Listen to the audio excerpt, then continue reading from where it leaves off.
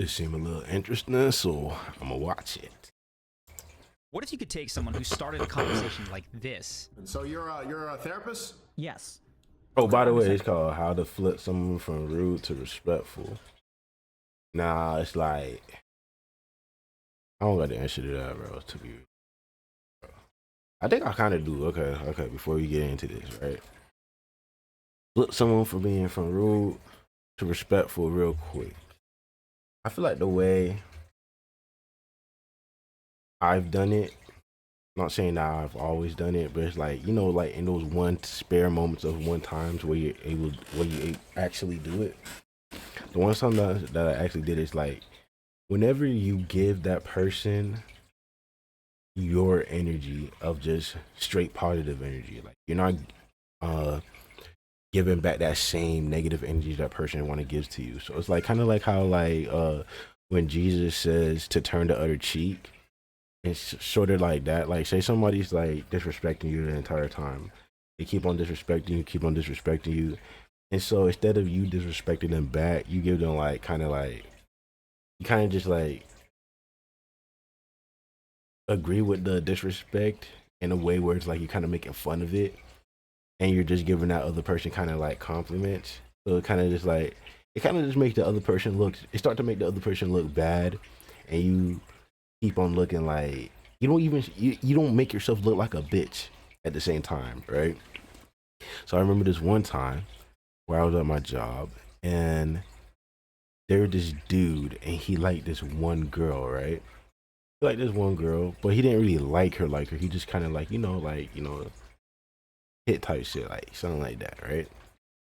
And I mean, she obviously was kind of fucking with him, but she wasn't like, she was like keeping her options open type of shit. Like she was one of those type of people, right? So then one day when he wasn't around, she came up to me when I was like just chilling by myself, just like doing me, right? Like I just use high, just chill on my own. And she came up and she was like talking to me and shit, and she was like, we were just kind of like vibing, like type shit, right? But then this dude, he all of a sudden pops up out of nowhere and he comes to sit down with us, like uninvited, nothing like that. And he's cool people, bro. I ain't gonna say like he's like a weirdo or like well, I really wasn't like fucking with him or nothing like that. But then, like, cause this was like the first time where he's like kind of showed this energy, like this energy. So he sat down. I wasn't really thinking nothing about it. And then like whenever I made a joke or something, like or just talking and she laughed, then all of a sudden this dude out of nowhere just started like trying to make. He started like to put his jokes in there, and in his jokes, you ever notice how like when people make jokes, they try to make you the butt of the jokes in front of a girl or their homeboys or some shit or whatever. Like, so that's basically what he was trying to do to me. He was trying to make me the butt of all his jokes. Like, look at this nigga, the my nigga, like shit like that. And instead of me just like giving back that energy, just like getting back on him type shit, I just kind of like turned into a joke and started like kind of agreeing with him and started like making the jokes out of it. And just like, I'm like, she ain't like giving him like slight, like not like compliments that like you give like a girl, but just like things that I noticed. And I was like, oh yeah. And then I noticed when I was doing that, his energy suddenly shifts to like being positive because I noticed how he got uncomfortable when he noticed how like I wasn't giving him back that same energy. But then he shifted his energy to being positive and like trying not to be like this fucking asshole, like they're trying to make me the butt of the joke in front of a girl that he's fucking with. So like after that, it was like, yeah, just like I kind of turned a rude person into a respectful person just by, not reciprocating the same energy that he was giving back to me and just keeping stern and staying 10 toes on the type of energy that I was giving. And I just kept on giving it until he gave that same energy back in return. And it wasn't like I was doing it on purpose kind of thing. It was just like, it's something I just did. And like, I was vibing, bro. It was just like, I wasn't trying to like have a little slight argument or this or that or blah, blah, blah in front of this other person that was just vibing there too. Cause it would have made her awkward. It felt weird at that moment. So I was like, yeah, I'm not gonna do all of that shit. So it's like, yeah, like that. Psychiatrist. I don't believe in therapy, and I think it's a scam, and I don't think it's necessary, and I don't think that even if there is anything wrong with my brain, that this is going to be helpful whatsoever. And in that conversation with them saying this. Thank you. Thank you, man. Thank you. This is a good conversation. Thanks, man. I appreciate you. I can see that you actually appreciate your attention and focus on this. That's what we're covering today. The simple steps to make a rude person take back what they said, show you respect, and wish they hadn't even begun with the rudeness. I'm not gonna lie, bro. I'm kind of on the side where I just don't really believe in therapy, but like at the same time, it's not like I ever really tried it. The only reason I really say I don't believe in therapy is kind of like, I don't know, it just when I see therapists, right, it just kind of give me this whole vibe. It's like my whole mind is stuck on the fact like, why would I pay somebody to talk to them? This is how I be thinking.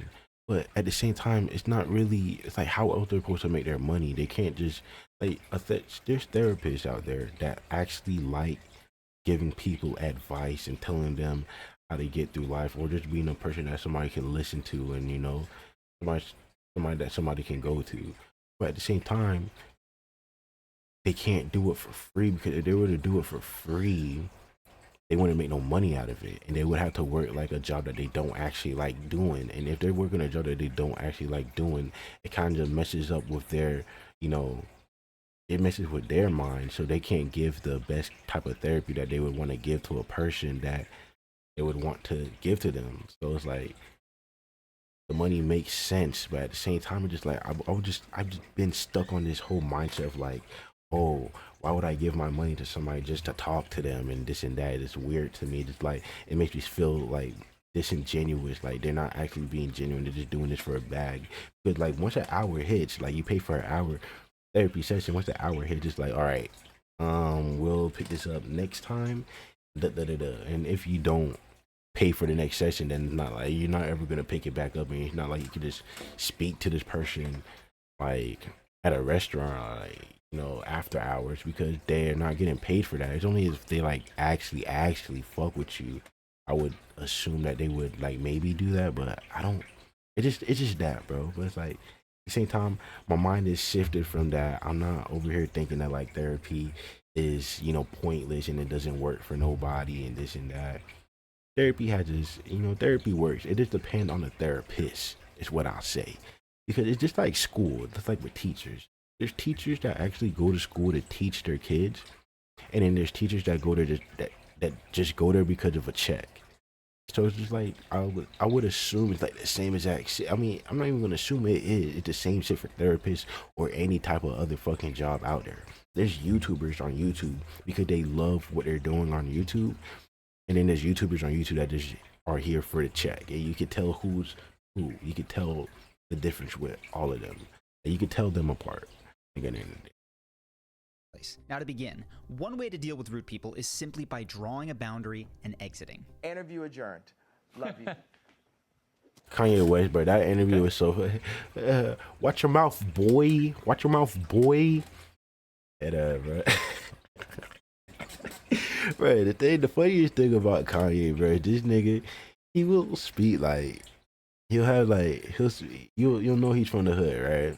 He'll speak in like that way where he just like, you can see that hood in him, but he'll keep his, like, you know, his articulate voice while speaking that like hood, like while that hood comes out of him. It just sounds funny when it just comes from him, like now, bro, because I don't know how to explain it. It's just kind of funny. And this interview was just funny as fuck, bro. That's the end of the interview. And to be clear, walking away from rudeness is totally fine. So is letting people know how you want them to act around you, like Tom Cruise does here when he's repeatedly questioned about his relationship. Here's the thing, Peter. Yeah. You're stepping over a line now. You're stepping over a line. You know you are. I suppose they're questions though, Peter. that people want to know. Peter, you want to know. Take responsibility for what you want to know. Don't say what other people. This is a conversation that I'm having with you right now. You're right. Put your Exactly, manners Peter. back in. But while that kind of boundary can work without a tremendous amount of Damn. That seemed like a whole, bro. I feel like actors, bro. If you're an actor, bro, you can act any way you want to be if you're an actor. Like an actor like Tom Cruise. Like you don't just act like this. You don't just be like that, I feel like, bro. I feel like you just become this whole actor where you just know exactly who you want to be. Kind of like with this whole mindset thing. Like you got to become an actor to become a certain person you want to be in life. Like I feel like actors just have the leverage on that, if you get what I'm saying. Like, bro, that, I don't know. For some reason, it just felt like that was coming out of a movie script. The way he was just like, hey, you want to know? Like, he was just like, he doubled down on that shit. Power, either with your tone, physicality, or your social capital, it might actually make rudeness worse. That is because Tom is telling the interviewer what he needs to do, which always creates a power struggle. But there is a way to draw a strong boundary that doesn't do this. You state what you are going to do or not do in a conversation. You don't demand anything of the other person. And that means instead of saying, don't say what other people are asking, you'd say, if you're going to speak from the perspective of other people, I'm going to leave the conversation. You notice here how that's Dr. even K doesn't better. tell Sneeko to do or not do anything. He speaks only about what he is going to do. Let me just make a You can couple only things speak clear. from your I'm a perspective. psychiatrist, but I'm not your psychiatrist. Okay. Is that clear? So I'm not That's doing clear. therapy with you, right? Right. You're not my patient. Okay. I'm not going to be diagnosing you or Keeping it treating you real. or anything. Okay. Now, sometimes it's not practical to explicitly draw boundaries like this, so there is a more subtle way to get the same effect, and that is by practicing non-engagement with the unwanted behavior. One way to do that is with a magic word. You can watch Dr. K nail it here. If I go to a therapist, your job is to take my money from my mental health problems. Why would you want me to get better? You don't. You want me to keep coming back and paying you. So you're going to tell me, oh, come back next week and we'll unpack this. We'll unpack that. I don't need to unpack the Bro, what you mean unpacked all of this? Bro, I see right here. I unpacked all this from my childhood. Bro, I was literally just saying the same thing. Bro, it's a closed it's like a closed-minded mindset, bro. Just like I think this one thing and it's just that, bro. But that's literally how they make their money. And even if that's how they make their money, it doesn't, just because you're making money from don't mean you don't actually love what you're doing and you don't actually genuinely care about the person that you're doing it for, bro. Teachers make money all the time. That's a perfect example. But there's teachers that genuinely love what they're doing, bro. They will go above and beyond for this person that they're doing, like for this one kid that they're doing this whole, or the whole class that they're doing this one thing for. Like, you ever seen that one movie, Poetic Justice, I think it's called? For that teacher, she loved her job. She was not getting paid enough to deal with all those fucking niggas and all them niggas, bro. All of them are niggas, bro. All of them. Every single person in that class was a nigga, bro. She did not get paid enough to deal with all of them, bro. Bro, there was gang violence, there was badass kids, there was fucking prostitutes, whatever, bro. It was everything in that class, bro. Nobody listened to her, nobody respected her, nothing. But she stayed in there and she kept on doing what she wanted to do, what she loved doing, I mean, because she loved her job, bro. It's like, everything is just not just simple, like just one way. It's just not just one way. There's many different, avenues, lanes, or whatever. I'm 25. I'm gonna shove it down and keep going. Why do I want to unpack this stuff? That's the worst thing to do.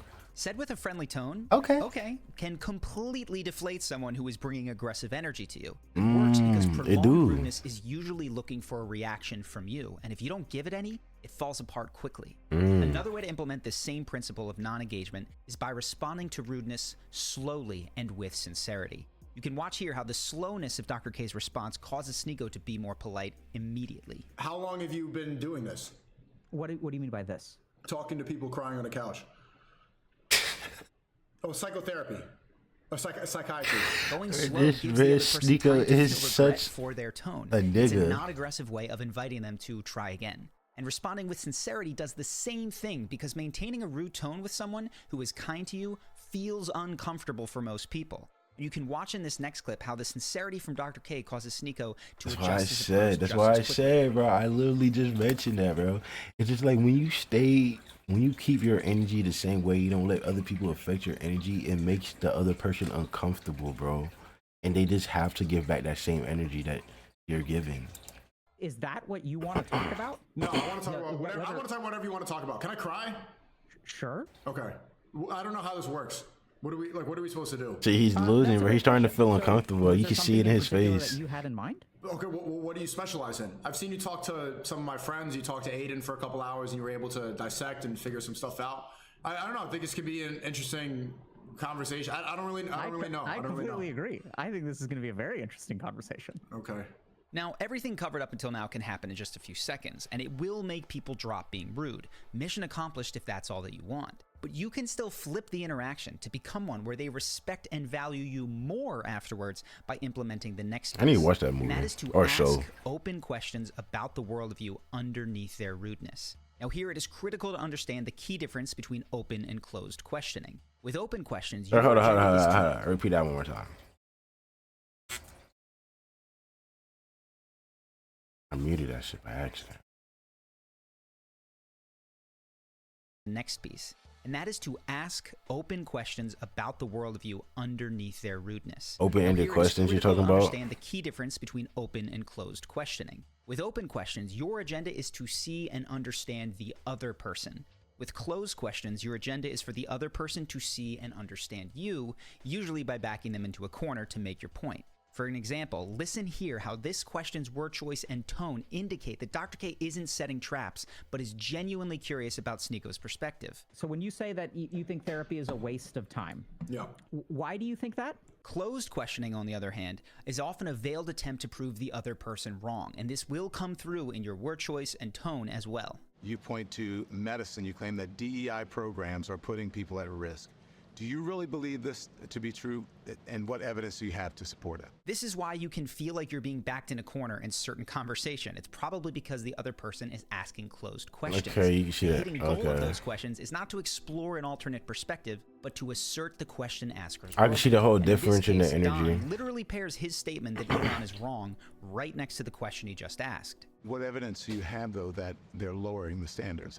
There is no evidence of that. I believe there is. What is the evidence? I believe they have literally lowered the standards at Duke University, and that is what the article is referring to. There's no Are you evidence saying they of have that. not lowered the standards? There's no evidence about lowering standards, and I think that there is.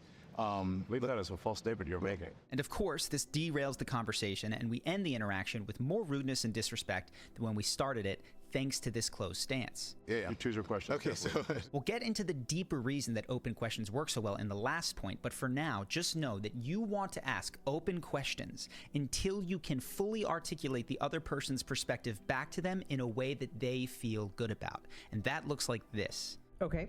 So let me just make sure I heard you. So when you pray, so it sounds like you feel a lot of positive emotions. You also think about actions that you want to take and places that you want to go. So you have goals that you think of. Right.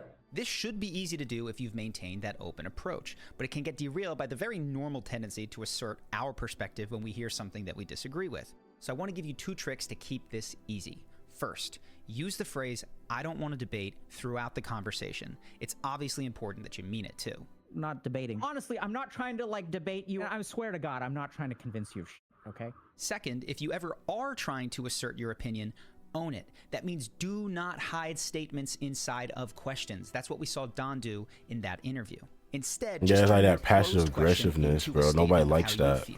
Let's say I don't really have faith, or I'm afraid, or I'm angry. Actually, forget about that. I realized I was slipping into a debating kind of mode, so I'll just say what I'm going to say.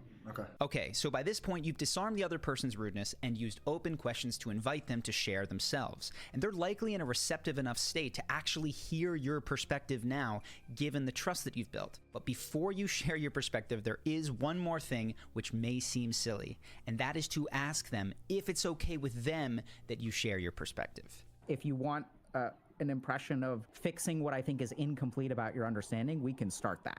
Okay. You have other questions, or can I dive in? You could dive in. Now I get Bro, that look this how may seem different his overly demeanor sensitive, is, bro. But when someone is being rude or aggressive, it's because they are ego identified with whatever's happening in that conversation. So just hearing a worldview that's different than theirs can actually be received as a threat, and that will make them be even more rude. So asking them if it's okay to share can help that ego feel a sense of respect and safety, which will diminish the odds of getting a backlash. For a similar reason, you'll usually want to share the areas that you agree with them first and share the areas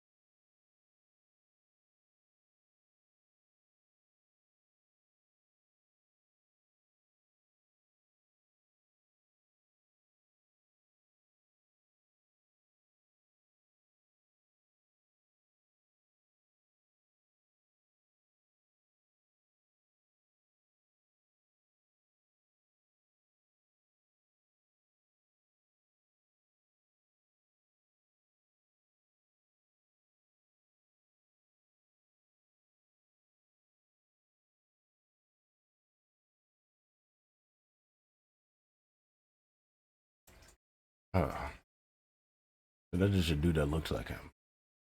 But second, I thought that was him, bro. I literally did. I thought that was him for a second.